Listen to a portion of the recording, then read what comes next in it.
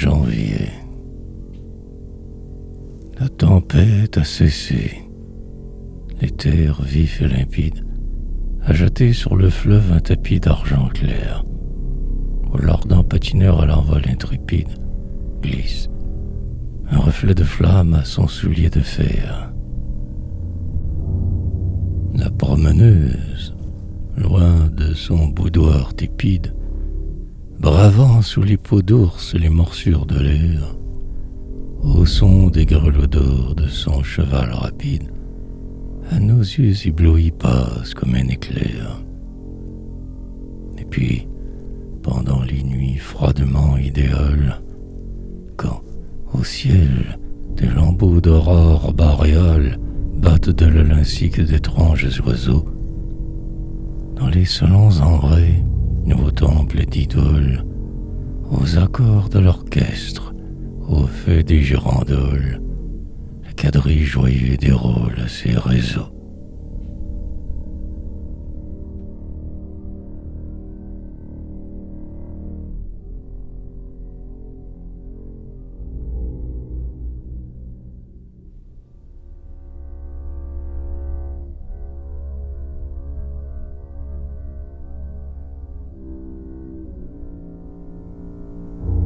Février.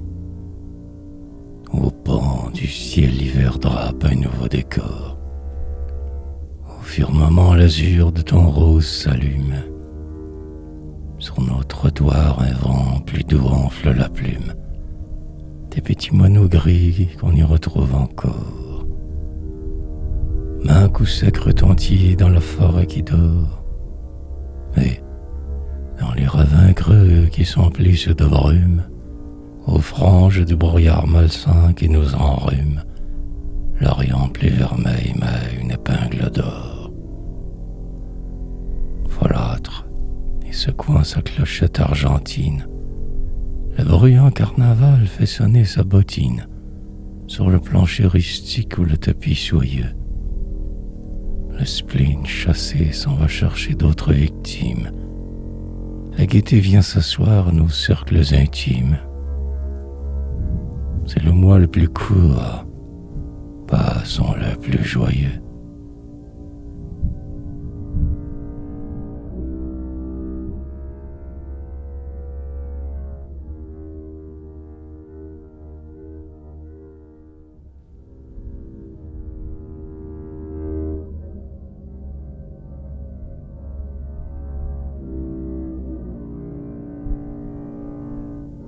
Mars. Adieu les jours sereins et les nuits étoilées. La neige à flocons lourds s'amoncelle à foison au penchant des coteaux, dans le fond des vallées. C'est le dernier effort de la rude saison. C'est le mois ennuyeux, le mois des giboulées, des frimas cristallins l'étrange floraison. Brode ses fleurs de givre aux branches constellées. Là-bas, un trait bronzé dessine l'horizon. Le vieux chasseur des bois dépose ses raquettes. Plus d'orignaux géants, plus de biches coquettes, plus de courses lointaines au lointain Labrador. Et il s'en consolera dans la combe voisine, en regardant monter sur un feu de résine la sève de l'érable en brûlant bouillon d'or.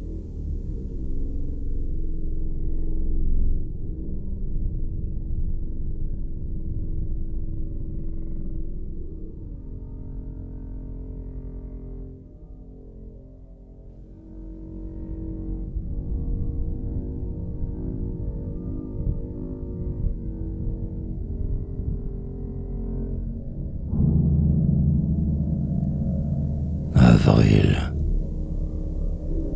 La neige fond partout, pluie de lourdes avalanches. Le soleil se prodigue en traits plus éclatants. La sève perce l'arbre en bourgeons palpitants, qui feront sous les fruits, plus tard, plier la branche. Un vent tiède succède aux farouches automnes. L'hirondelle est absente encore, mais en revanche, des milliers d'oiseaux blancs couvrent la plaine blanche, et de leurs cris aigus rappellent le printemps. Sous les fluves féconds, il faut que tout renaisse. Avril, c'est le réveil. Avril, c'est la jeunesse.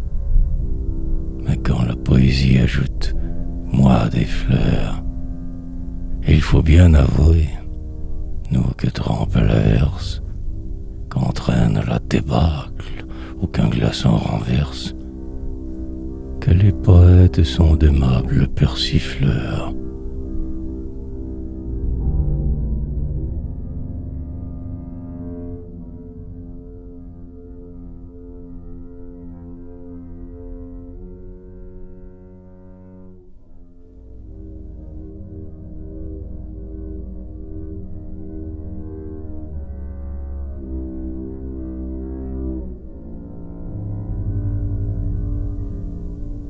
Mais, Hosanna, la forêt renaît de ses ruines.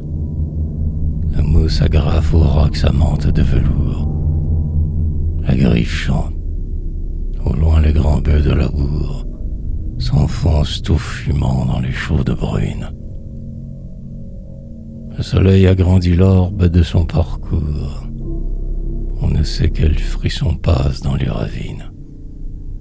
Et dans l'ombre des nids, fidèle aux lois divines, bientôt battra son plan la saison des amours.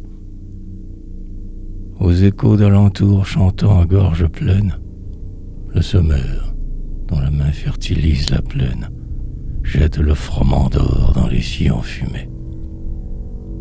Sortons tous, et, groupés sur le seuil de la porte, aspirons à loisir le vent qui nous apporte, comme un vague parfum de lilas embaumés.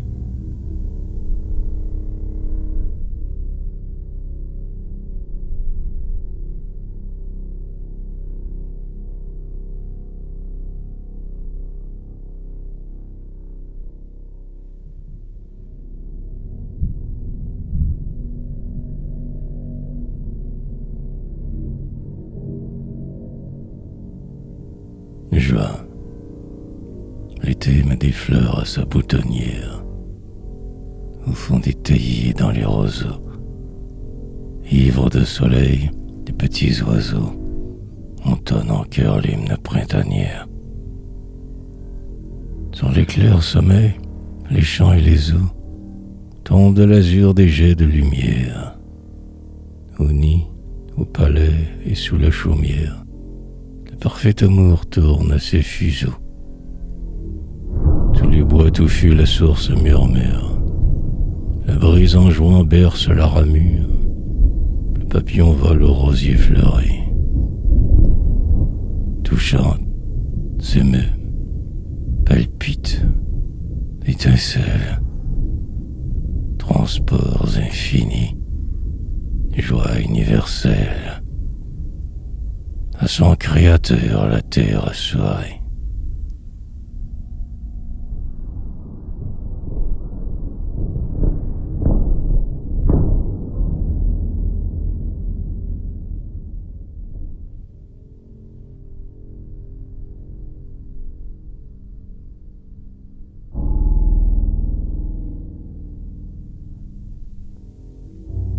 Juillet. Puis les feux de l'aube au feu du crépuscule, le soleil verse à flot ses torrides rayons. On voit pencher la fleur et jaunir les sillons. Voici les jours poudreux de l'âpre canicule. Le chant des nids a fait place au chant des grillons. Un fluide énervant autour de nous circule. La nature, qui vit dans chaque animalcule, fait frissonner des mois tout ce que nous voyons.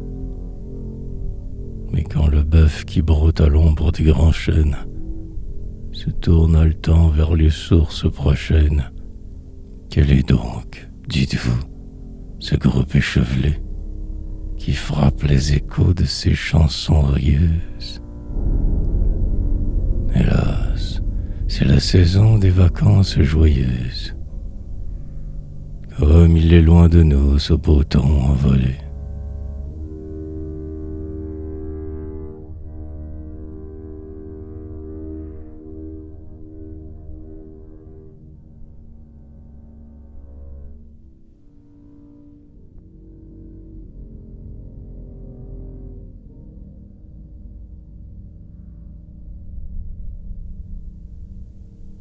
Oh, c'est la fenaison. Personne ne chôme. Dès qu'on voit du jour poindre les blancheurs, en groupes épars, les rudes faucheurs vont couper le foin aux sauvages arômes. Au bord des ruisseaux, d'indolents pêcheurs, des saules pensifs dorment sous le dôme. Et, le soir venu, l'air qui nous embaume apporte déjà d'étranges fraîcheurs.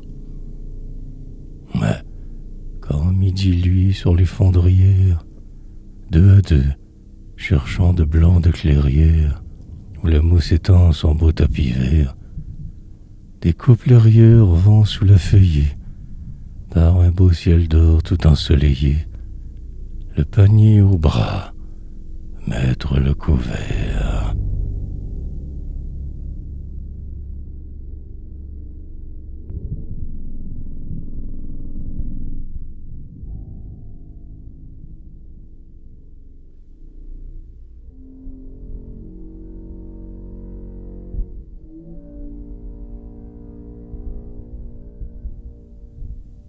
Septembre. L'atmosphère d'or, claire et lumineuse. Un soleil ardent rougit les houblons. Au champ, des monceaux de beaux épis blonds tombent sous l'acier de la moissonneuse. Sonore et moqueur, l'écho des vallons répète à plaisir la voix ricaneuse du glaneur qui cherche avec sa glaneuse pour s'en revenir des sentiers plus longs. Tout à coup éclate un bruit dans la chute, retentit au loin et qui répercute du ravin profond le vaste entonnoir. N'ayez point frayeur de ce tintamarre. C'est quelque Nemrod qui, de mare en mare, poursuit la bécasse ou le canard noir.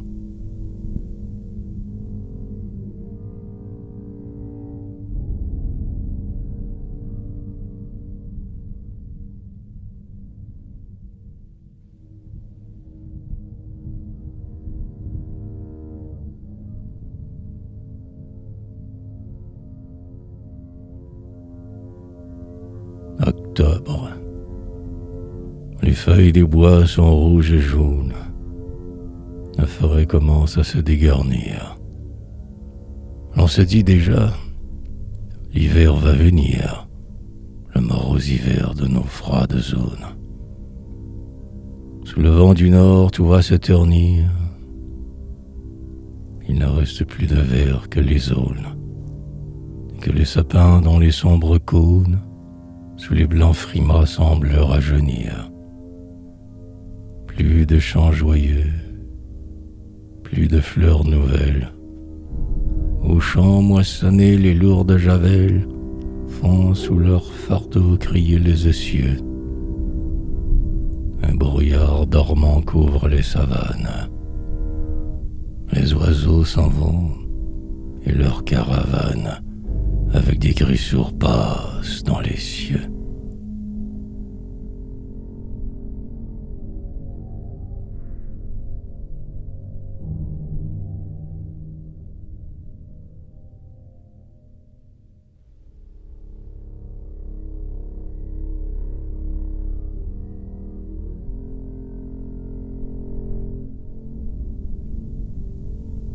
Novembre. Jour de deuil. Plus de nids sous le feuillage vert. Les chantres de l'été désertent nos bocages On n'entend que le cri de l'oiseau dans les cages, avec les coups de bec sonores du pivert. De jaunissants débris le gazon s'est couvert. Les grands bœufs tristement reviennent des packages. Et la sarcelle brune, au bord des marécages, prend son essor pour fuir l'approche de l'hiver. Aux arbres dépouillés la brise se lamente. À l'horizon blafard, l'aile de la tourmente fouette et chasse vers nous d'immenses oiseaux gris. Des passants tout en noir gagnent le cimetière. Suivons-les et donnons notre pensée entière, pour un instant, à ceux que la mort nous a pris.